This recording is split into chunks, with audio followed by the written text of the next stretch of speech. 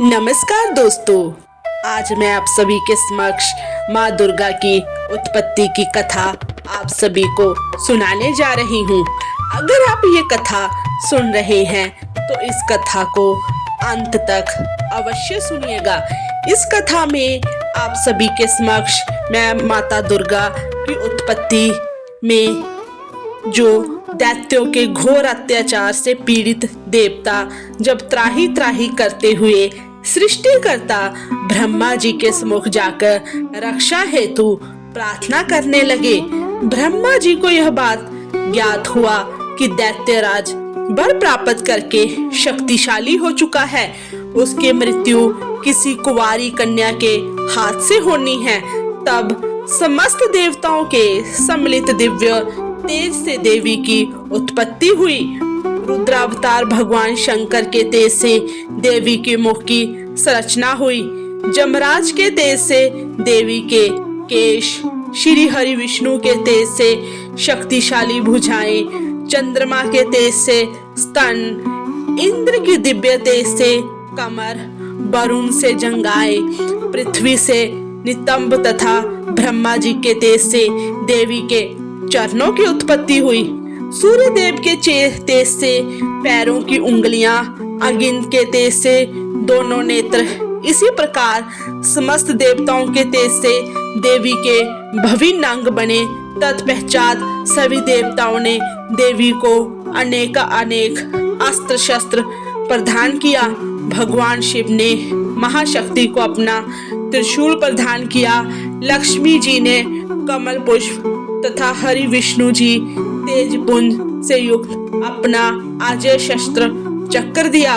उसी प्रकार अन्य देवताओं ने अनेक अस्त्र दिए। अग्नि देव ने शक्तिशाली वाणों वाला तरकश, वरुण देव ने दिव्य शंख, देवराज इंद्र ने वज्र, भगवान श्री राम जी ने धनुष, देव ने शंख, कपिराज हनुमान जी ने गदा, ब्रह्मा जी ने वेद और पर्वतराज हिमालय ने सवारी हेतु सिंह प्रस्तुत किया।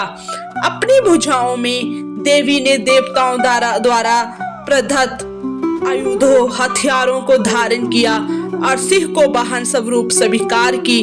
दिव्य तेज से युक्त देवी के अद्भुत स्वरूप के दर्शन मात्र से ही मनुष्यों के समस्त पाप धुल जाते हैं और इसे परम पद की प्राप्ति होती है। जो मानव नित्य प्रातः उठकर स्नान आदि से निवृत्त होकर शुद्ध मन और सच्चे हृदय से देवी की उपासना करता है अथवा 9 देवियों की अमर कथा का श्रवण करता है, उस पर भगवती जगदम्बा प्रसन्न होकर मनवांछित फल प्रदान करती है। धन प्रदान करने वाली, शत्रुओं का विनाश करने वाली, दुष्टों का संहार करने वाली माता भगवती समय समय पर अलग अलग स्वरूपों में अवतरित हुई, जो अलग अलग नामों से विख्यात हुई। श्री दुर्गा जी की 9 मूर्तियां हैं जिन्हें नव दुर्गा कहते हैं। नव दुर्गा का पाठ करने से समस्त दुखों का निवारण होता है। नव दुर्गा कहलाने वाली देवियों के नाम इस प्रकार है।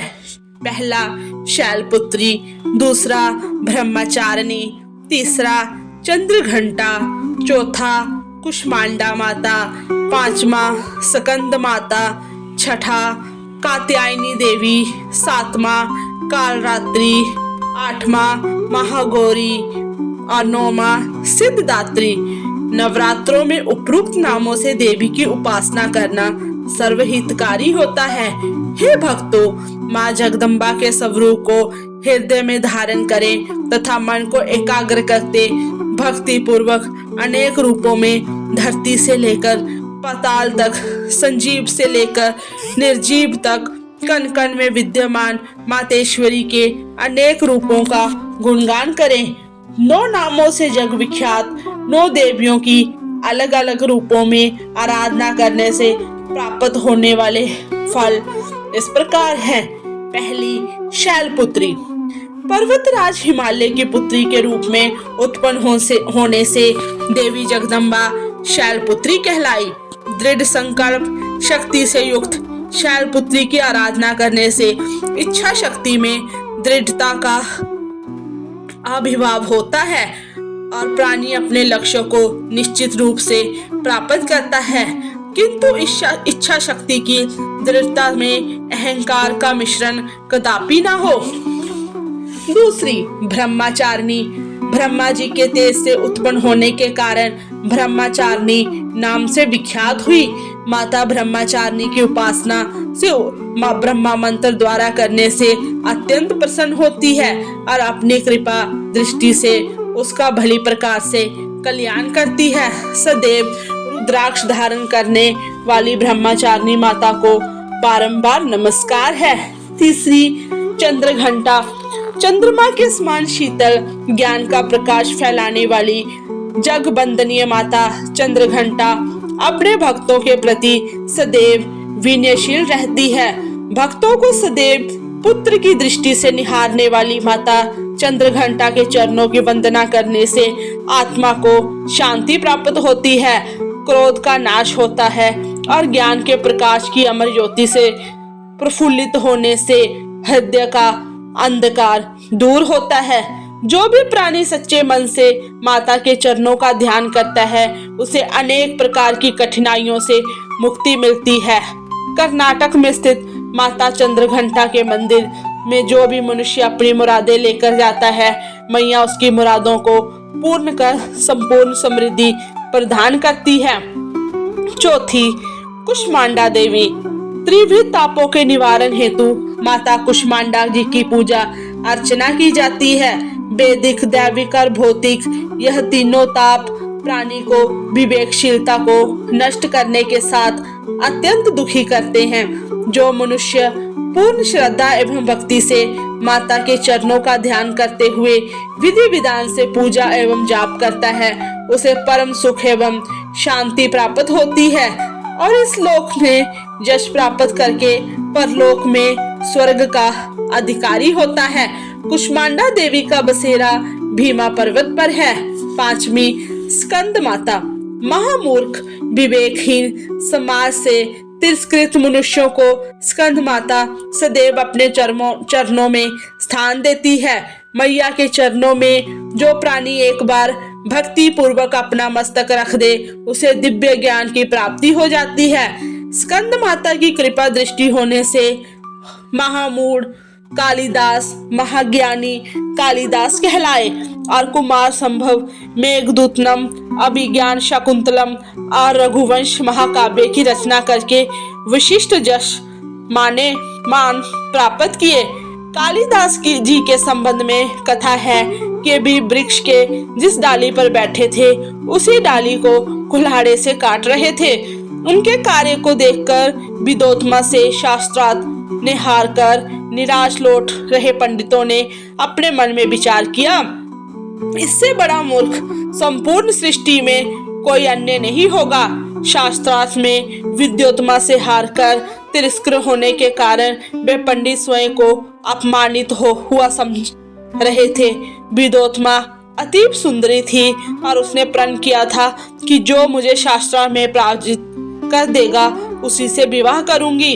दूर दूर से ज्ञानी विद्वान उसके शास्त्रार्थ करने के लिए आए, किंतु वे लज्जित हुए, इसलिए उन सभी ने आपस में विचार किया कि किसी प्रकार उसका विवाह किसी महामूर्ख व्यक्ति से करा दिया जाए जिससे वह जीवन भर दुखी रहे। उन पंडितों ने पेड़ की डाल काट रहे कालिदास को नीचे बुलाया और अच्छे वस्त्र पहनाकर राज्यसभा में ले गए, जहां विद्वोत्मा आकर शास्त्रार्थ करती थी। पंडितों ने मार्ग में ही कालिदास को भली प्रकार से समझा दिया था कि विद्वोत्मा कुछ भी पूछे, कोई भी प्रश्न करे, तुम अपना मुंह बंद रखना, अर्थात तुम्हें कुछ नहीं बोलना है। कालिदास ने कहा, ठीक है। तत्पश्चात जब शास्त्रार्थ आरंभ हुआ तो पंडितों ने विद्वोत्मा को संबोधित करते हुए कहा, ये हमारे गुरुदेव हैं, किंतु इस समय मौन व्रत धारण किए हैं, अतः तुम जो कुछ भी प्रश्न करना चाहती हो संकेतिक इशारे से भाषा में पूछ सकती है। यह जानकर कि सुमुख बैठा विद्वान मौन व्रत धारण किए हैं तो विद्वोत्मा संकेत करते हुए एक अंगुली उठाई। उसे क्या मालूम था कि सामने बैठा व्यक्ति विद्वान नहीं बल्कि महामूर्ख है। कालिदास ने अपनी तरफ विदोत्मा की उठी उंगली को देखकर मन में विचार किया, यह मेरी एक आंख फोड़ना चाहती है। तब उन्होंने अपनी 2 उंगलियों को दिखाते हुए मूक भाषा में कहा, तू मेरी एक आंख फोड़ेगी तो मैं तेरी दोनों आंखें फोड़ दूंगा। जिसका अर्थ पंडितों ने इस प्रकार समझाया, हे राजकुमारी, तुमने एक उंगली उठाकर यह कहा है कि ईश्वर एक है, जिसका उत्तर गुरुदेव ने 2 उंगली उठाकर दिया है। इसके 2 उंगली उठाने का अर्थ यह है कि ईश्वर और जीव 2 है। इन दोनों के बिना सृष्टि संभव नहीं है। तब विदोत्मा ने 5 उंगलियां उठाई। कालिदास ने सोचा कि यह मुझे थप्पड़ मारना चाहती है। उन्होंने गुस्सा दिखाया कि तू मुझे थप्पड़ मारेगी तो एक ही गुस्से से मैं तेरा मुंह तोड़ दूंगा। जिसका अर्थ ब्राह्मणों ने बताया कि तुमने 5 उंगली उठाकर यह संकेत किया कि तत्व 5 है। पंच तत्व धरती, आग, पानी, वायु और आकाश। जिसका उत्तर हमारे गुरुदेव ने मुट्ठी बांध कर दिया, अर्थात 5 तत्व अलग अलग रहकर अर्थहीन है। ये 5 तत्व आपस में मिलते हैं तब शरीर का निर्माण होता है, सृष्टि का सृजन होता है। उनका उत्तर सुनकर विदोत्मा अति प्रसन्न हुई और कालिदास से विवाह करने के लिए सहमति प्रदान कर दी। विवाह के पश्चात एक दिन विदोत्मा और कालिदास बैठे हुए बातचीत कर रहे थे। उसी समय एक उष्ट आ गया, जिसे देखकर कालिदास उठ उठ कहने लगे। उष्ट संस्कृत भाषा को उठ कहते देखा तो विदोत्मा उसी क्षण जान गई कि मेरा पति महामूर्ख है। उसने कालिदास को बहुत धिक्कारा। पत्नी से प्रताड़ित कालिदास को महान दुख हुआ। उनका मन आत्मग्लानि से भर उठा। वे उसी क्षण भवन से बाहर निकले और देवी के मंदिर में जा पहुँचे। माता के चरणों में सिर झुकाकर विनय करते रहे, हे माता, मैं महामूर्ख हूँ।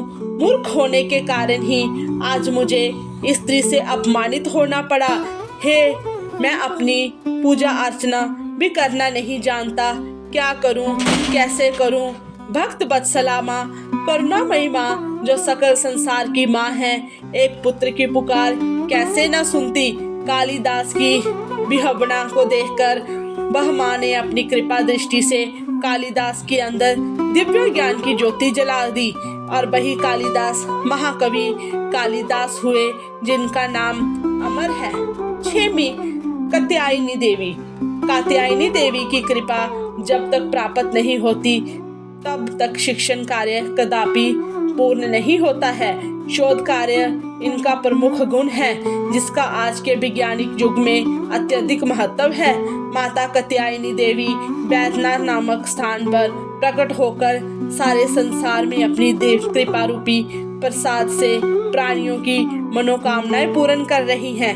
जो प्राणी सच्चे हृदय से माता की उपासना करता है, उसके लिए कुछ भी दुर्लभ नहीं है।